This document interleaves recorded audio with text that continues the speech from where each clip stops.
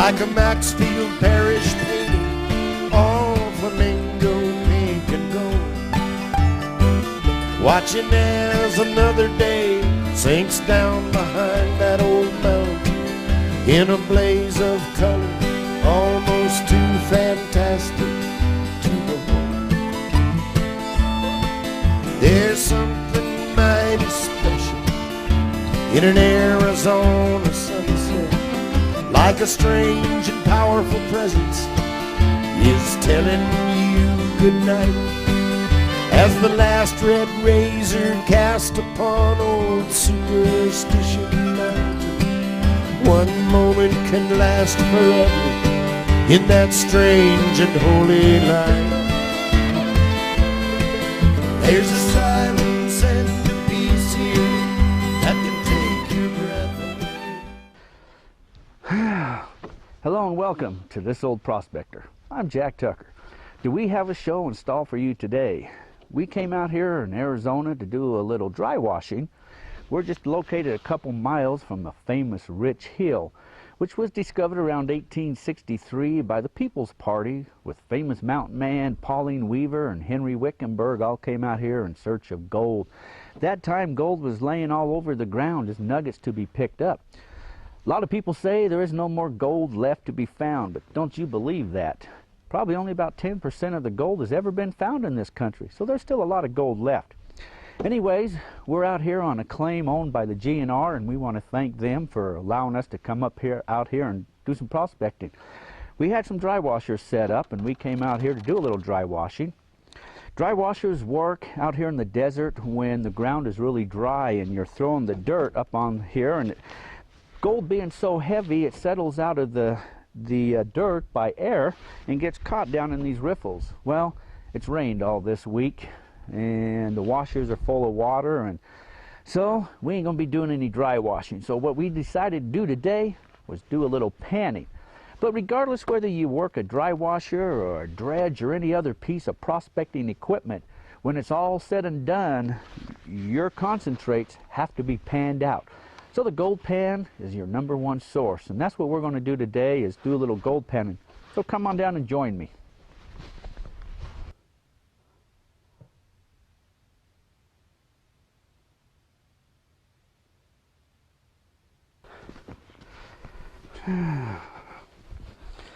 One thing about being out here in the desert, these washes can fill up quite rapidly after it rains and they flash flood, and so you always kind of be watching up ahead. When those clouds start to get dark or they look like they're going to rain, you may have to head for higher ground.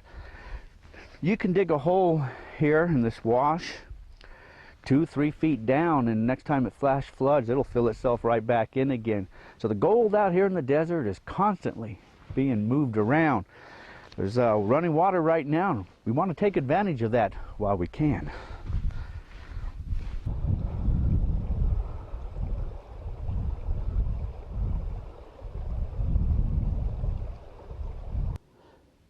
Since gold is heavy, it'll generally travel with the larger rocks. So over here where you see the sand, there's no larger rocks in there. But where you see the larger rocks, that's generally where the gold will travel, with the larger rocks. And there's a piece of quartz right there.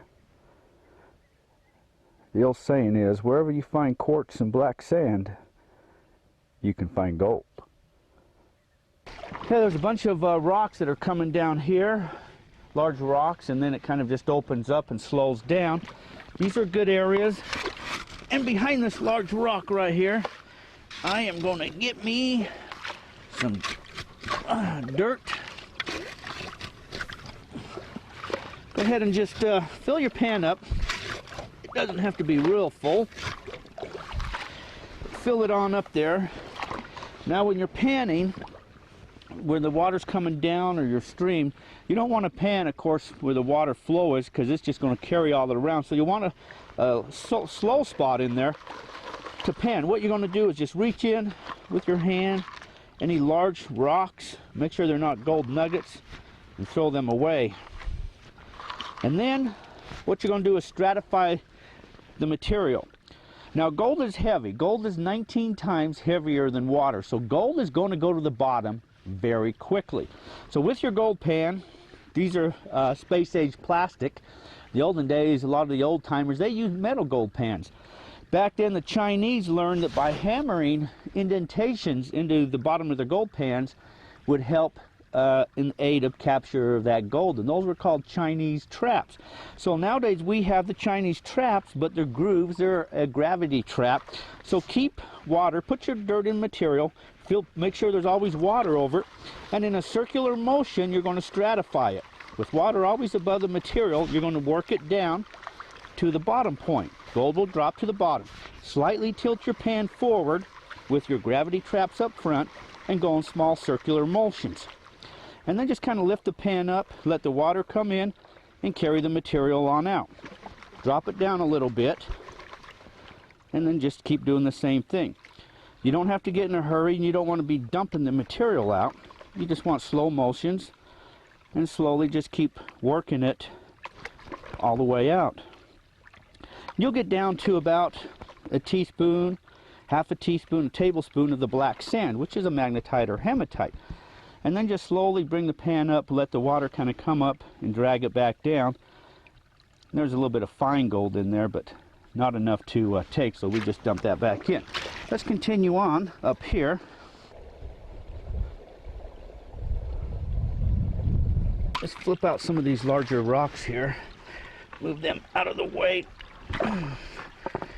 because they hold the gold behind them. And then just reach in and take some of this pay dirt out of here. And then, again, indentations in the front, water above the material, small circular motions. And then just kind of let the water come in and out. You can rock it back and forth. Shake it down again.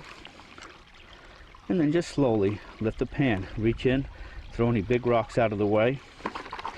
Back and forth, and just keep going until all that material, it's called the blonde sand, the lighter stuff is a blonde sand, and you'll work that all the way out. Oh, I see gold already. You sometimes will see the gold appear, and you can work it. You ain't going to lose the gold. As you get down to the smaller amounts of material, just go a little bit smaller, keeping an eye on it. Work it all the way down. And then just bring it back and just let the water kind of come up and down and carry out the material. Look at that, there's a couple little flakes right there. That's what you're looking for, that's gold. And then you have these sniffer bottles or sucker bottles, and they kind of work as a vacuum cleaner. You fill them full of water and squirt the water out, put the water underneath there, and they will just suck up that gold right there, just like that. It'll get it all. Oh well, this is a nice little stream that's just loaded with fine gold and little, every now and then you might find a nice little picker out of it, a lot of flakes, but let's continue on down. Here's another large rock. These little areas always seem for some reason to hold gold. Reach behind here and pull out some of these larger rocks. Get rid of them.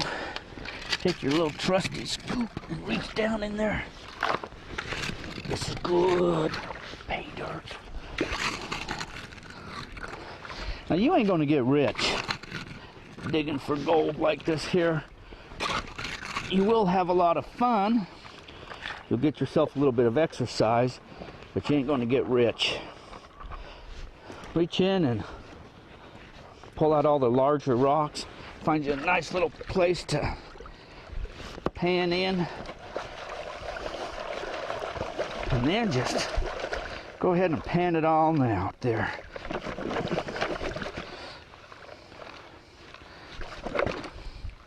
I've just kind of been going fast up and down. Oh, there's some more gold in there. It's nice when you find gold.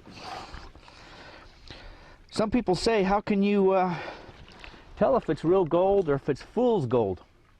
Well, if you took a hammer and smashed real gold, it's just going to flatten out. Gold is very malleable. If you smashed a piece of fool's gold, it's just going to shatter on you. So that's one way to tell.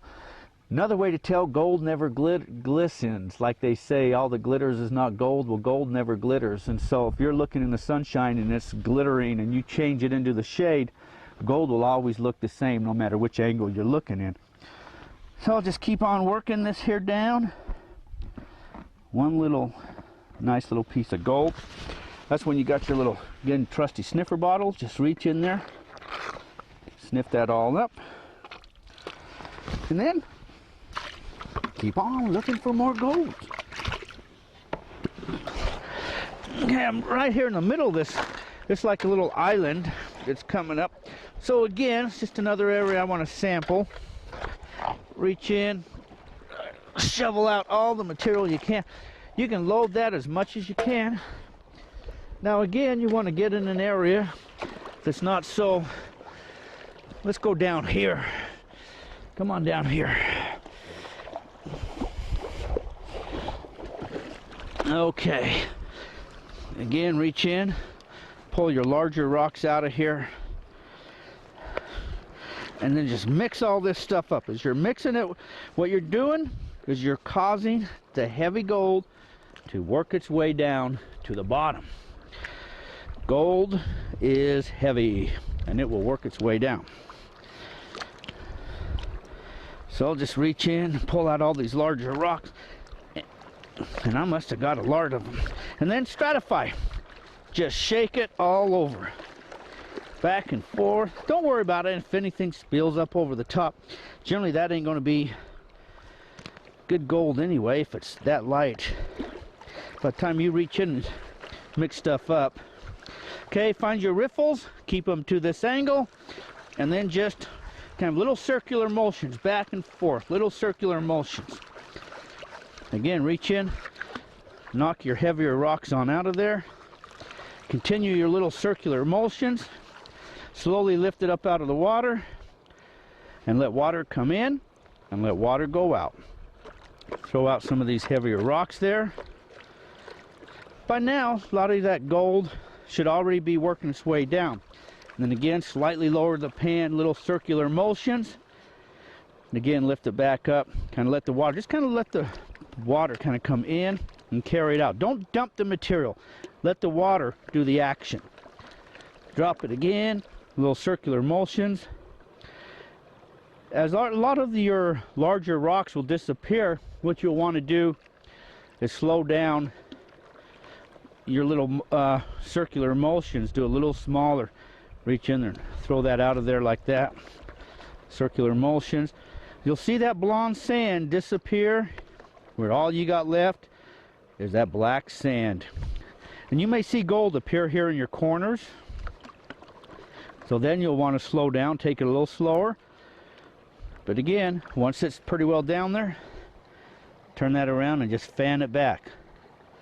Let it kind of come up and down. There's another piece of little gold right there. And actually, that one's probably not too bad. I'll show you again a close-up of that right there. That's gold. That's what you're looking for. Good old yellow gold. Like I said, you ain't going to get rich out here panning for gold, but you will definitely have a lot of fun. This here is a 3-inch Dredge Highbanker combination unit. The member here is running it with the dredge. There's a 3-inch nozzle, and it has a venturer. The water's coming over and it creates a vacuum effect that sucks up all the smaller rocks. Comes up there on the screen.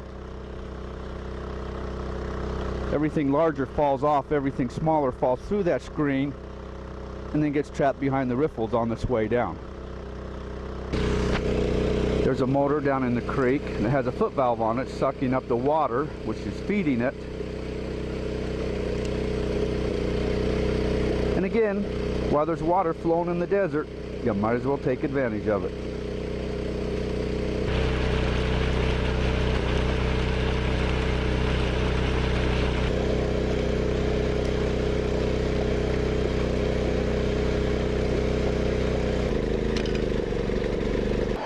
Okay, there's another little spot right here. Let's go ahead again and reach in. There's another big rock right here as the water's coming down, and throw out some of the larger rocks and scoop you up some material. You don't have to fill your pan really full, but this is just basic panning instructions. You'll get better as time goes on. The main thing is just practice your panning. But again, really quick is keep water over the material. This is called stratifying, when you're just shaking it around, and what you're doing, it's liquid and you're causing the gold to quickly go to the bottom. Real circular motions, work it, cause the gold to go down slowly. Keep the pan tilted as you work the material, and your gold will go on down here to the bottom. The mistakes most people make is they'll lift their pan back out of the water and they'll start looking through there for gold. You don't want to do that. Once you get the material working down, don't tilt the pan back. Keep it going. In circular motion, just keep going. Any of these larger rocks, go ahead and just throw them on out of here. After it's stratified, the material, you'll kind of get the feel, and then slowly lift the pan up, let the water come in, and carry the top material out. And you can tell it'll start to lock up on you a little bit. Again, another mistake is people tend to want to start pouring the material out. Don't let it pour out. Drop the pan back, re-stratify, slowly lift it up again, go in small circular motions, let the water kind of just carry that material out. Again, drop it, re-stratify a little bit, slowly let the water kind of come in and out. You'll see some black sand start to appear. That's what you want. That's a good sign. Black sand. Sometimes you'll get a lot of black sand in here, and it will just tend to lock up on you, and you'll have to work it a little bit slower. When it gets down to about that tablespoon of that black sand, get a little bit of water in there, tap it a couple times, and what you're going to do is just let the water kind of come up and over the material and carry it on out. There's a couple little specks in here, but nothing worth keeping. Alrighty, let's see here. Let's go on down. It's good to playing out in the water. Sun shining in the water. Well, I got a sluice box set up here, so let me show you this sluice box. Okay, I got my sluice box set up in here, and this water is rising, so what I'm doing is I'm going to put a bunch of big rocks in here. I've made this little funnel system here, so the water as it's coming down will kind of funnel or push any of this material, dirt, down through my sluice box right here. I've got larger rocks, so just in case this wash rises, it's not going to carry it all the way down to the next county. Now what you can do is go ahead and scoop you up some dirt or material and just dump it in the front of your box. And this box is probably only about this long. It's probably about this wide, and it has riffle trays down there.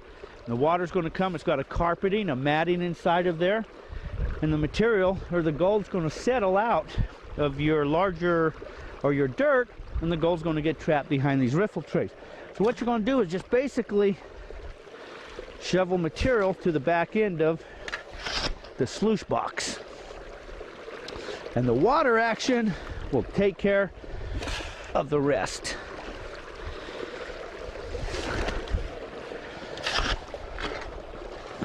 And I'm going to leave this in here probably, I don't know, till the rest of this day. As long as this water is coming down, it's just like free gold or free sluicing, because it's just going to work its way for me. I've cleared a spot up in front. I've made myself a little V right here, and I've got my sluice box right here, so it's set up. Anyway, that's panning and that's sluicing, and hopefully next time we'll get to do a little dry washing. Again, we want to thank the GNR for allowing us to come out on their claim and do some prospecting. You can go to any prospecting store or internet and look for gold pans and all the materials. There's a lot of information out there. We'll bring you a lot of information as time goes out.